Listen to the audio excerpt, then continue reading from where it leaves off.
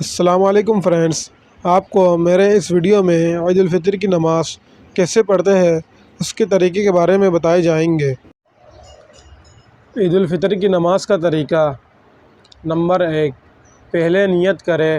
نیت کرتا ہوں میں 2 رکعت نماز عید الفطر کی زائد 6 تکبیروں کے ساتھ منہ میرا کعبہ شریف کی طرف، واسطے اللہ تعالیٰ کے، پیچھے اس امام کے۔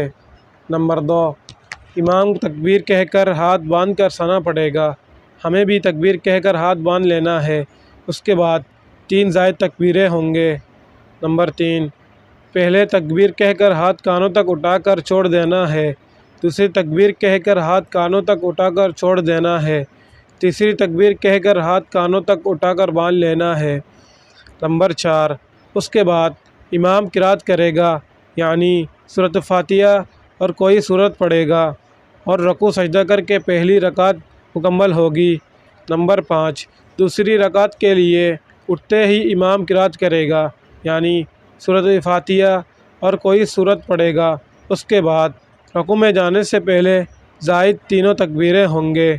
نمبر 6، پہلی تکبیر کہہ کر ہاتھ کانوں تک اٹھا کر چھوڑ دینا ہے، دوسری تکبیر کہہ کر ہاتھ کانوں تک اٹھا کر چھوڑ دینا ہے، تیسری تکبیر کہہ کر ہاتھ کانوں تک اٹھا کر چھوڑ دینا ہے۔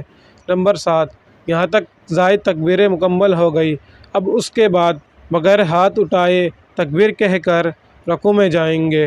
نمبر 8، اور بس آگے کی نماز دوسری نمازوں کی طرح پڑھنا ہے، پھر سلام پھیرنا ہوگی۔ جزاک اللہ۔